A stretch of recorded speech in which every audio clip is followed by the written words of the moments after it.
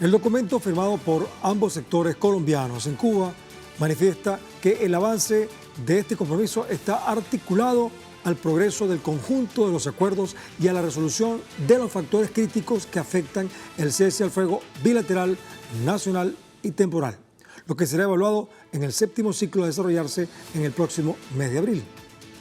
Recordemos que los diálogos de paz entre las partes en Colombia se iniciaron en Caracas, Venezuela. Bien, ahí está Colombia, justamente al lado de ese país que perteneció, por supuesto, a la llamada Gran Colombia.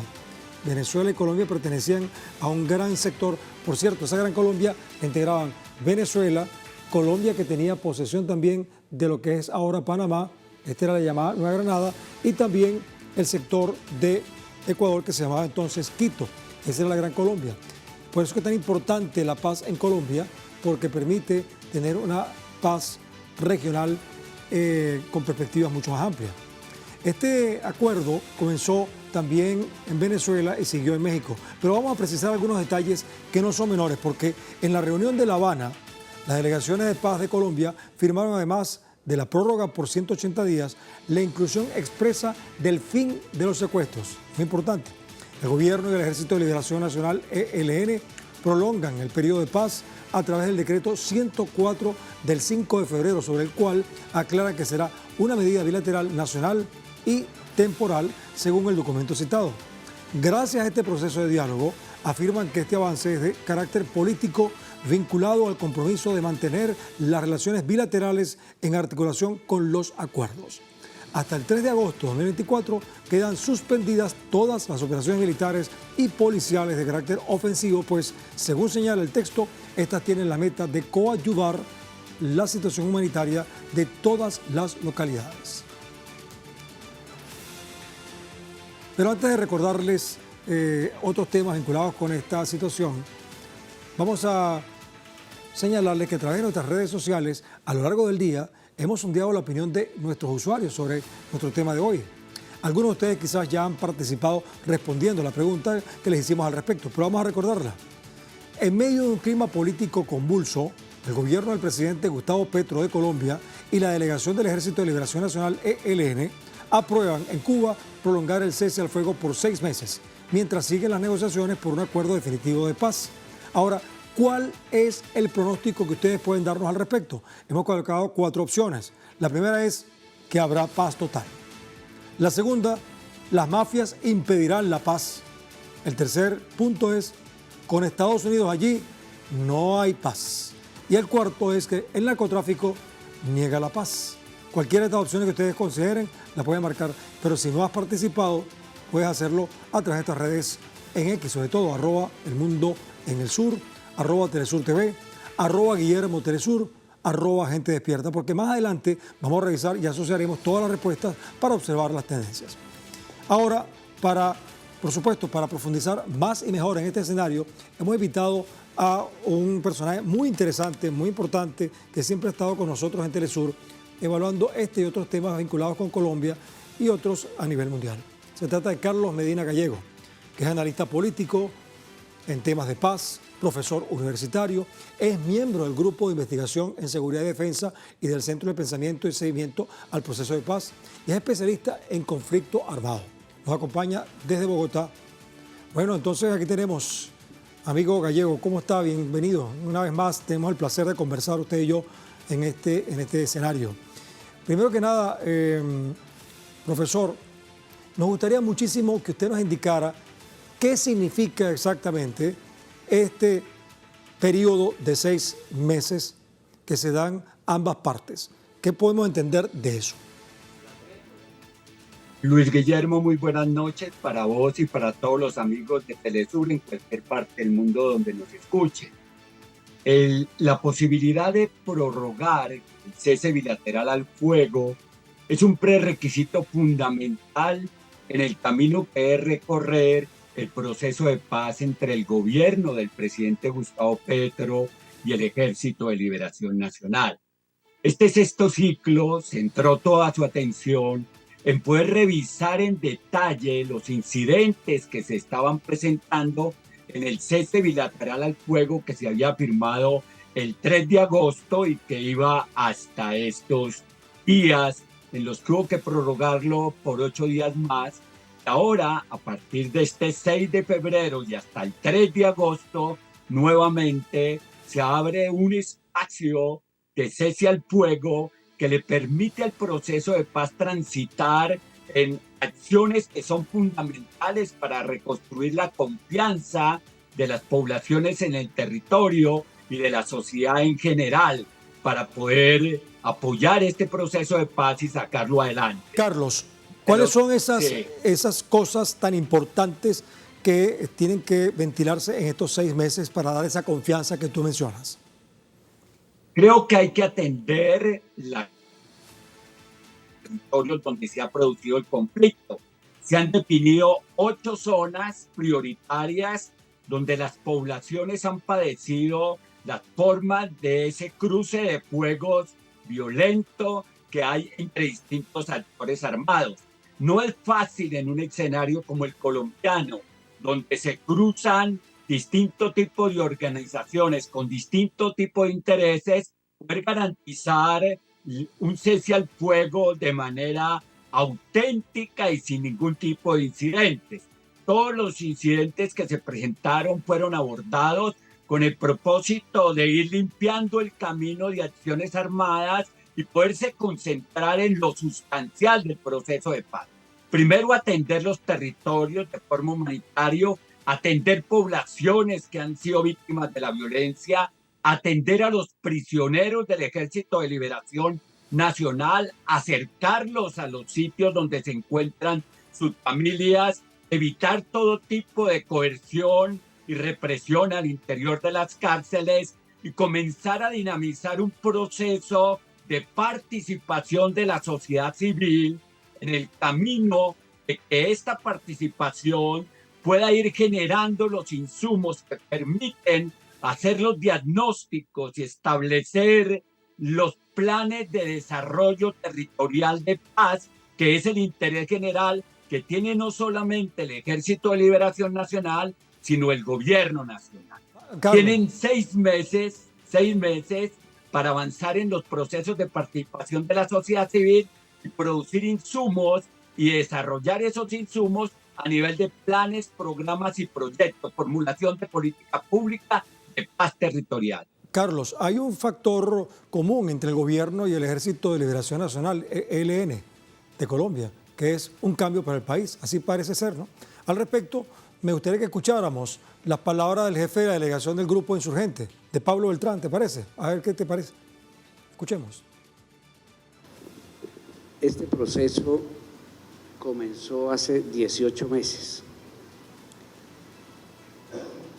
en un momento en que Colombia nombró un nuevo gobierno que se caracterizó en su campaña electoral por recoger la alternativa de cambio, las propuestas de cambio que el pueblo colombiano colocó en las calles. Quiere decir que el gobierno y el ELN tenemos un mandato en común, que es esas exigencias de cambio. Entonces, esta mesa tiene ese papel, es un instrumento de ese proceso de cambio. ¿Qué te parece eso que está diciendo Beltrán?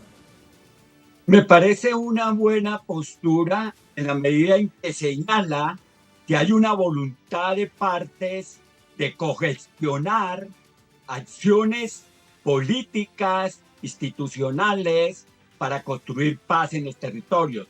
Mire que hay una cogestión, es decir, el gobierno nacional, conjuntamente con el Ejército de Liberación Nacional, llegan a un acuerdo para ir construyendo rutas de transformación que garanticen el bienestar, la tranquilidad y la convivencia pacífica y democrática en los territorios afectados por la violencia.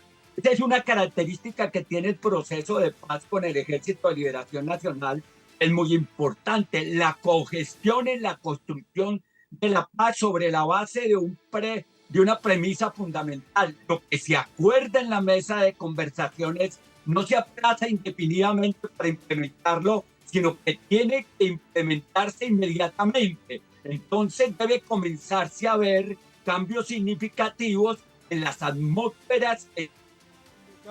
Carlos, entonces fíjate, aprovechando esto que tú me estás escuchando, Carlos, aprovechando esto que tú estás planteando y pensando en otros procesos, por ejemplo, de la vecina Venezuela, que mantiene como doctrina la participación popular, justamente Pablo Beltrán reitera que para este proceso la participación del pueblo en la mesa de negociación es vital. Vamos a escuchar eso. Es el compromiso de esta mesa, de generar un modelo de participación de toda la sociedad, que nadie se quede afuera, diciendo cómo vamos a arreglar a Colombia. O sea que en ese propósito estamos, y nosotros lo llamamos un nuevo paradigma de solución política, que es escuchar a la sociedad. Entonces, en ese sentido, esta mesa ha generado un proceso que es muy importante en Colombia y que este ciclo le da un espaldarazo para que continúe y se profundice. Y aspiramos a que entre abril y mayo ese proceso de participación de la sociedad dé un plan nacional de participación, un modelo de participación, unas recomendaciones para que haya un proceso intenso y continuado en que se escuche todos los sectores de la sociedad colombiana. Suponiendo que estás de acuerdo con esa propuesta de Beltrán, Carlos, ¿cómo sería ese modelo de participación popular? Además, que no se trata solamente del ELN, el gobierno. Hay otros actores allí visuales, o sea, a la vista, y otros difusos, y otros confusos también. Entonces, ¿cómo se visualiza ese modelo de participación? Primero hay que hacer un modelo de participación en el marco de la propuesta del gobierno del presidente Gustavo Petro, que es hacia un gran acuerdo nacional. Un acuerdo nacional de paz, de convivencia democrática y de construcción de bienestar en los territorios. Entonces, todos los sectores deben estar representados. Los campesinos, los indígenas, las mujeres, los jóvenes, los empresarios. Yo creo que tiene que haber también una participación importante de países como Estados Unidos, que tienen una injerencia muy fuerte en los ciclos de violencia y los debían tener en los procesos de paz. Allá hay una responsabilidad mayor. Carlos, justamente te iba a preguntar eso y brevemente, porque tenemos que ir ya a la otra parte. Los Estados Unidos están presentes allí con bases militares. Algunos dicen que son 8, otros dicen que son más, pero también se dice que están allí para cuidar el negocio del narcotráfico. Otros dicen que están allí también para amenazar a Venezuela. Entonces, ¿cómo sentar a los Estados Unidos si tienen unas intenciones más allá de los intereses del pueblo colombiano? Yo creo que los Estados Unidos tienen que entender que Colombia juega un papel muy importante en el desarrollo de los procesos energéticos y de las relaciones con Venezuela. Mire que la postura del presidente Petro en relación con no aprobar o apoyar el llamado que le hicieron de respaldar a la oposición venezolana obedece una postura en que el gobierno busca mantener una neutralidad que le permita mediar en algún momento entre las partes para la construcción de los procesos electorales o democráticos venezolanos que haya que impulsar. No es bueno que, como ha ocurrido en América Latina, todos los países terminen del lado de la oposición, porque no habría entonces quien mediara en el diálogo oposición-gobierno en Venezuela para construir una democracia más incluyente, mucho más amplia. Bueno, Carlos Medina Gallego, como siempre, un placer conversar contigo, una mente muy clara, además con un lenguaje bien preciso y directo que nos permite aproximarnos más a una interpretación de la realidad, sabiendo que la verdad no existe en ninguna parte, pero todos buscamos una explicación frente a los procesos. Gracias, Carlos. Hasta la próxima. Gracias, Luis Guillermo, que esté muy bien. Un abrazo.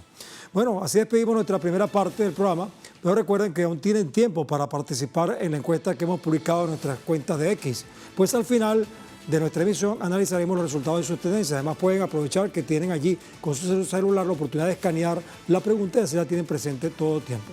Al volver vamos a analizar qué hay detrás del cese al fuego y veremos si existen elementos para lograr un acuerdo de paz definitivo, porque acuérdense que son 6 meses que están acordando estas dos partes de todas las partes. Así que quédense con nosotros, porque aquí estamos tratando de ver el mundo desde el sur.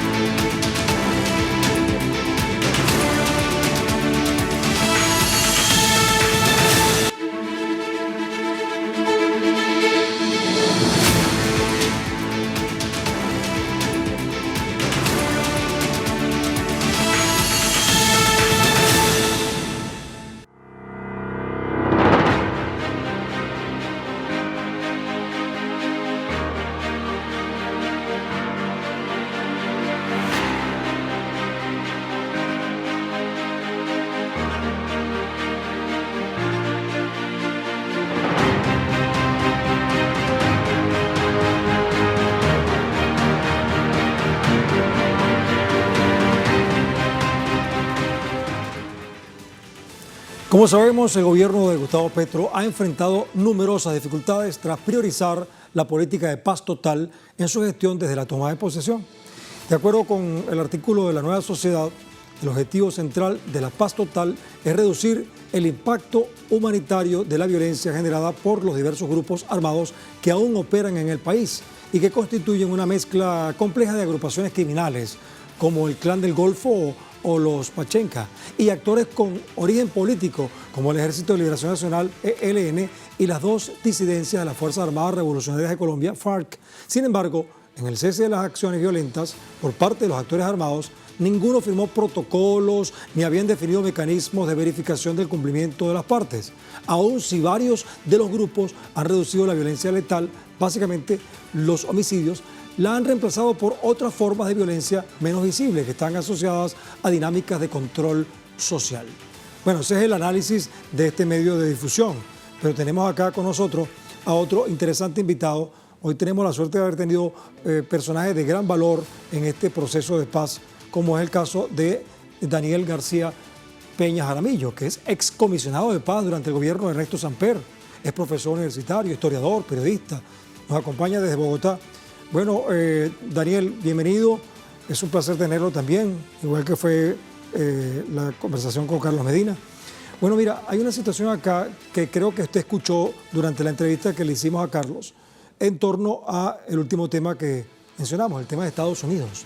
Si fuera solamente el ELN y el gobierno o incluso el Poder Popular participando, bueno, sería quizás no tan complejo, pero es que hay otros actores allí difusos o bien claramente definidos, como es el caso de los Estados Unidos de Norteamérica, que tiene una misión más allá de la que dicen que tienen. O sea, entendemos que tienen unas bases militares que supuestamente van a combatir el narcotráfico, cosa que no es así porque se ha incrementado el narcotráfico. Bueno, hay tantos elementos que están detrás que amenazan este acuerdo de paz, o este proceso de paz. ¿Qué observa usted que amenaza a este acuerdo de paz, estimado Daniel? Primero de todo, buenas noches, Guillermo, y un saludo especial a todos los que le están sintonizando. A ver, yo pienso que en primer lugar el papel de Estados Unidos no lo podemos ignorar, pero me parece que no se puede tampoco desconocer que para Estados Unidos, en un mundo en el cual pues hay guerras en Ucrania, en el Medio Oriente, con la situación tensa en China, no le interesa tampoco fomentar conflictos y al contrario le interesa que en el patio trasero se logren acuerdos que permitan también resolver asuntos, por ejemplo, como el tema de la inmigración y de otra naturaleza.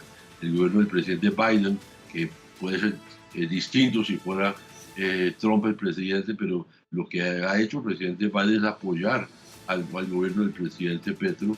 De hecho, en la época de Obama, Estados Unidos jugó un papel muy importante en apoyar el acuerdo con las FARC. Y bueno, una aclaración, no es cierto, no hay bases militares de Estados Unidos en Colombia, no es cierto. Hay bases militares colombianas que con acuerdos de cooperación militares norteamericanos utilizan acuerdos que han sido ratificados por el gobierno del presidente Petro. Entonces no existe una intervención indebida, sino al contrario una colaboración entre las fuerzas norteamericanas y colombianas que el gobierno, repito, del presidente Petro ha mantenido. Daniel, entonces, pero, yo creo disculpa que lo aborde, pero si usted dice que no son bases explícitamente militares de Estados Unidos, sino que están utilizando espacios de Colombia, con permiso de Colombia, entiendo que la presencia de los militares estadounidenses era para enfrentar el narcotráfico, pero resulta que las últimas estadísticas, que por cierto no son de Colombia, sino organismos internacionales, establecen que ha habido un crecimiento más bien de la producción y la exportación de narcotráfico, es decir, de drogas, y especialmente hacia Estados Unidos. Pareciera que el negocio del narcotráfico es una amenaza para el proceso de paz de Colombia. ¿No lo cree usted? No creo que, por primero no es cierto, las incautaciones se han aumentado. En este último año fue un récord del gobierno del presidente Petro con la colaboración de los Estados Unidos, pero las fuerzas colombianas han sido principalmente las fuerzas navales las que más cocaína han incautado en la historia de la lucha contra el narcotráfico. Entonces, eso no quiere decir que el narcotráfico no sea un factor, por supuesto que lo es. Ahora usted hablaba de los diferentes grupos armados que existen en Colombia. Sin duda, el narcotráfico es una fuente de financiación de grupos criminales como el Clan del Golfo, pero también hay que decirlo, las disidencias de las FARC en el sur del país, en el Putumayo, son quienes controlan los territorios y las salidas de la cocaína hacia Ecuador y otros lugares. Entonces el tema del narcotráfico sigue siendo un tema prioritario, pero me parece que reducir el conflicto colombiano, el tema del narcotráfico, pierde de vista que estos grupos criminales, el caso del Clan del Golfo, por ejemplo, ha diversificado sus acciones ilegales. Hoy en día no solamente se dedican al narcotráfico, controlan en buena parte del Bajo Cauca el negocio del oro ilegal, que son los que manejan el tráfico de personas en el tapón del Darién. Es decir, son organizaciones criminales mucho más diversas y con economías ilegales, y que cada vez más con un componente transnacional. De hecho, puedo decir que Colombia, los carteles de Colombia producen todavía la cocaína, pero el tránsito de la cocaína hacia mercados como Estados Unidos o Europa están cada vez más en manos de carteles mexicanos y organizaciones transnacionales, de tal manera que el tema del narcotráfico sigue siendo una amenaza, pero también recordemos que es mucho más diverso el conflicto colombiano y las economías ilegales mucho más variadas. Daniel, entonces, antes de profundizar en el tema de cuáles son las otras amenazas que usted visualiza, además del caso del narcotráfico que lo acaba de explicar usted muy bien, vamos a ponernos en contexto, porque hay que profundizar sobre la ambiciosa política de paz total que tiene el presidente Gustavo Petro. El medio El Espectador, por ejemplo, tituló recientemente como una reseña: la apuesta del presidente por los diálogos y negociaciones de la paz total para 2024. Allí asegura que uno de los principales retos del mandatario radica en materializar el proyecto de paz con el Ejército de Liberación Nacional, ELN, que a través de los diálogos de 2023 planteó la posibilidad de hacer un reconocimiento de las afectaciones y reparación colectiva e individual. Y a esto se le suma la tarea de establecer una agenda clara de negociación con el Estado Mayor Central y demás grupos armados. Esa es una área, pues, una arista. Pero yo quería preguntarle, y dejé abierto, además de este tema que acabo de leer, ¿cuáles son esas otras amenazas? Porque algunos analistas políticos señalan que una de las grandes amenazas para la paz en Colombia es las contradicciones socioeconómicas. O sea, la existencia de gente con mucha pobreza y algunos sectores con grandes riquezas. O sea, esas confrontaciones socioeconómicas crean un caldo de cultivo para la violencia y para la ausencia de paz. ¿Qué cree usted? No, estoy totalmente de acuerdo. Efectivamente, lo que hay que decir es que hoy el conflicto colombiano es distinto al que existió en el pasado, es más complejo, se ha reconfigurado el conflicto armado, hay actores distintos, unos con un carácter claramente criminal, como es el caso del Clan del Golfo que ahora mencioné, otros que son grupos que tienen orígenes políticos, pero que también están metidos en el tema del narcotráfico y otras economías ilegales. Y uno de los temas más difíciles, yo estoy totalmente de acuerdo con el planteamiento del gobierno del presidente Petro, de la paz total, de que hay que mirar cómo se maneja esa nueva realidad del conflicto, pero diferenciando, dándole a cada grupo un carácter distinto. Y hoy en día estamos viendo una situación que es, digamos, relativamente nueva. Hoy en día no hay tantos enfrentamientos entre la fuerza pública colombiana y los grupos armados ilegales, sino los enfrentamientos entre estos mismos grupos. Uno ve en algunos lugares como en Arauca, la violencia se está dando entre las disidencias de las FARC y el ELN. En el Chocó es el ELN contra el Clan del Golfo. En el Putumayo son las disidencias de Iván Márquez enfrentadas con las disidencias de Iván Mordisco. Es decir, los enfrentamientos entre los diferentes grupos armados, que es un gran desafío para el gobierno del presidente Petro.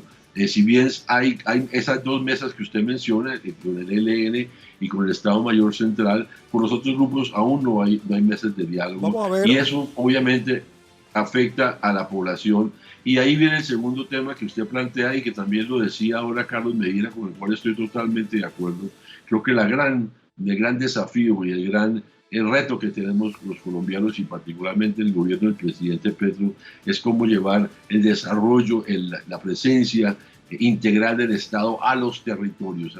Colombia es un país muy grande donde hay muchos lugares donde el Estado no tiene presencia, donde esos elementos de desigualdad, de concentración de riqueza, de pobreza extrema, pues efectivamente es un caldo de cultivo. Hoy en día la gran mayoría de estos grupos armados están compuestos por jóvenes que en los territorios no tienen opciones o ven los grupos armados como la única opción que tienen. Entonces el gran desafío es el tema del desarrollo inclusive en los territorios. Sí, pero ese desarrollo también lo ha planteado el presidente Petro luchando contra la crisis climática, ¿verdad? Este 2024 presenta un desafío para Colombia, donde tendrá que fijar la mirada en la lucha contra el cambio climático, resguardar a los defensores ambientales, establecer medidas para reforestar y, por supuesto, controlar los territorios ocupados ilegalmente. Además, eso implica combatir a gente que tiene intereses económicos y que, bueno, chocan con los intereses ambientales. El país asume un año clave en cuanto a demostrar la eficiencia de los planes de gobierno, que abarca seguridad ambiental y territorial en todos sus aspectos. Investigadores ambientales opinan que se necesita articulación entre el gobierno y la ciudadanía para generar un escenario óptimo de protección. Y no podemos tener a cada uno por su lado. Un ambiente urgente para combatir son las llamadas economías criminales que, según el medio Mongabay Latin, afectan a resguardos indígenas y áreas protegidas que afianzan la desaceleración de la deforestación. Le agradezco muchísimo si me puede opinar sobre esto, pero muy brevemente en torno a este desafío. No, sin duda, estoy totalmente de acuerdo. El cambio climático y todo el tema ambiental es fundamental en todos los sentidos, inclusive desde el punto de vista de lo que ahora hablábamos del narcotráfico, los cultivos ilícitos o de uso ilícito atentan contra la naturaleza, son un factor de deforestación, pero no solamente son las economías ilegales, y yo creo que es el otro tema que hay que siempre señalar. También empresas legales, de lo que hemos denominado los conflictos del desarrollo, intereses que quieren en los territorios o bien la minería o el petróleo o la madera en el Chocó, que son empresas legales que han utilizado y siguen utilizando la violencia para afianzar sus intereses agroindustriales, ganaderos en algunos lugares. Y por lo tanto hay una amenaza a la naturaleza, al medio ambiente, el tema de la deforestación, pero también a los territorios y a las personas en los territorios, a las comunidades. El número altísimo que tenemos todavía en Colombia de líderes y lideresas sociales que son asesinados, y uno mira quién los está matando, son intereses económicos que están detrás de personas que en contra de quitándole la vida a mujeres y hombres que defienden el agua, sus territorios, la posibilidad de que los indígenas y afrocolombianos puedan vivir en paz. Gracias, entonces sí hay una serie de amenazas de la ilegalidad, pero también de algunos sectores de la legalidad. Así es. Gracias a Daniel García Peña Jaramillo. Ha sido muy útil su presencia aquí en el programa. Si quiere, quédese conmigo un ratico para que veamos el resultado de la encuesta que hicimos al principio, por aquello de la participación de los usuarios. Nosotros preguntábamos qué va a pasar ahora con Colombia después de estos acuerdos. Habíamos colocado 4 opciones. Una es preguntando, ¿habrá paz? Bueno, cerca del 26.4% sí cree que va a haber paz. Una cuarta parte, diríamos, de la participación. Preguntábamos, ¿mafias impedirán la paz? Cerca del 10% dice que sí. 54,9% dice, con Estados Unidos allí no hay paz, dice la mayoría de la gente. Y el narcotráfico niega la paz, 8.8%. De manera que se impone la presencia de Estados Unidos como una amenaza para la paz en Colombia, según los usuarios que están allí en nuestras cuentas en Equidad. Puede revisar, estimado García. Bueno, nos vamos a despedir. Gracias a usted. Hasta la próxima. Un abrazo. Vamos ahora a ver... Aquí siempre a la orden. Gracias. Vamos a ver unos temas centrales que hemos rescatado de esta conversación y de esta cantidad de elementos que hemos colocado. Vamos a ponerlos todos bajo el foco, ¿sí?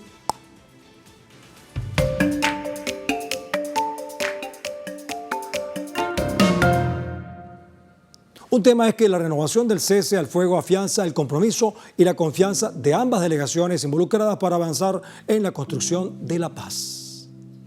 Está con la presencia de Cuba como intermediario. Lo segundo es que la mesa de diálogo debe contar con la participación de todos los sectores políticos y sociales. Es un punto central de esta realidad.